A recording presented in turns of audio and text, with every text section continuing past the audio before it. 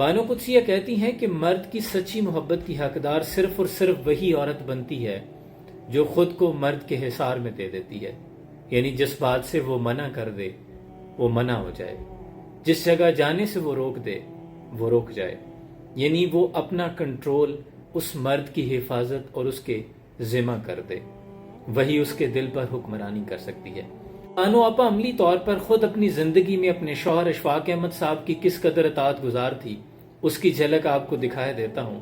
ایک موقع تھا کہ بانو آپا، اشفاق احمد اور ان کے ہم عصر ادیب،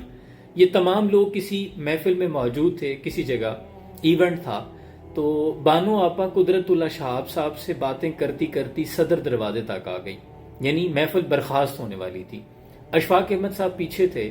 تو قدرت اللہ شہاب صاحب نے بانو آپا کو عزت دیتے ہوئے کہا دروازے سے کہ بانو آپا پلیز، یعنی آپ آگے باہر تشریف لے جائیں۔ تو بانو آپا مڑ کر پیچھے کی طرف دیکھتی ہیں کہ ابھی اشفاق احمد نہیں آئے۔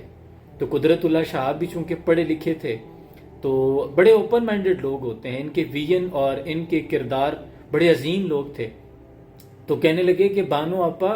بس کریں، آ جائیں، یعنی کہنے کا مطلب تھا کہ اب اتنا بھی آپ اطاعت گزار نہ بنے کہ اشفاق صاحب کے ساتھ ہی آپ باہر جائیں گی۔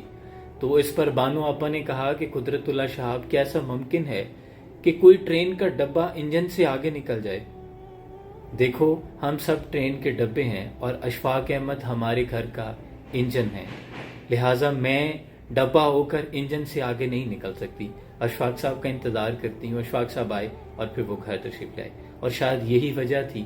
کہ بانو آپا نے اشفاق احمد صاحب کے چلے جانے کے بعد بہت سے اعترافات بھی کیے جو کہ اشفاق صاحب کے اعلیٰ کردار کی مثال تھے، اور بانو قدسیہ نے یہ وصیت بھی فرمائی کہ میرے مر جانے کے بعد مجھے اشفاق احمد صاحب کے قدموں والی سائڈ پر پیروں کے قریب دفنایا جائے، یہ میری خواہش ہے۔ تو دور حاضر کی خواتین کے لیے یہ بہت بڑی مثال ہے کہ اپنے شوہر کی اطاعت گزار ہونا یہ کوئی دقیانوسی بات نہیں ہے، یہ تو فرمان مصطفیٰ صلی اللہ علیہ وآلہ وسلم ہے کہ خوش نصیب ہیں وہ خواتین جو اپنے شوہروں کی پیاریاں ہیں، جن پہ ان کے شوہر راضی ہیں، اور شوہر بھی یقیناً پھر ایسے ہوتے ہیں جیسے اشفاق احمد تھے، جو بانو آپا اعترافات میں کہتی ہیں کہ وہ شخص تھا جب وہ میری زندگی میں موجود تھے تو میرے آگے 2 قدم آگے چلتے تھے، ہٹو بچو ہوشیار باش کہتے ہوئے، تاکہ میرا کندھا کسی انجان کندھے کے ساتھ پھیڑ نہ جائے۔ تو یہ ایک غیرت مند مرد کی علامت ہوتی ہے۔ یقیناً جب کوئی عورت اپنے آپ کو اپنے شوہر کے سپرد کر دیتی ہے تو جو غیرت مند مرد ہوا کرتے ہیں وہ پھر اس کے تمام نان و نفقے کا بھی ذمہ دار ہوتے ہیں، اور اس کی عزت آبرو کے بھی محافظ ہوتے ہیں۔ مجال ہے کہ اس کی عزت، اس کی ناموس پر، اس کے کردار پر، اس کی کسی بھی پہلو پر کوئی نقطہ اٹھا سکے، کوئی انگلی اٹھا سکے، وہ مرد اس کا محافظ ہوتا ہے۔ اپنے گھر کے مابین بھی ہر معاملات میں وہ ایک ریشمی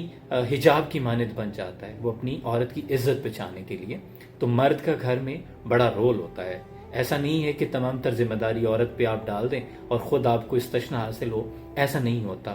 تو عزت دیں اور عزت لیں، لیکن عورتوں کے لیے بڑا مقام ہے۔ اپنا بہت سا خیال رکھیے۔ سلام۔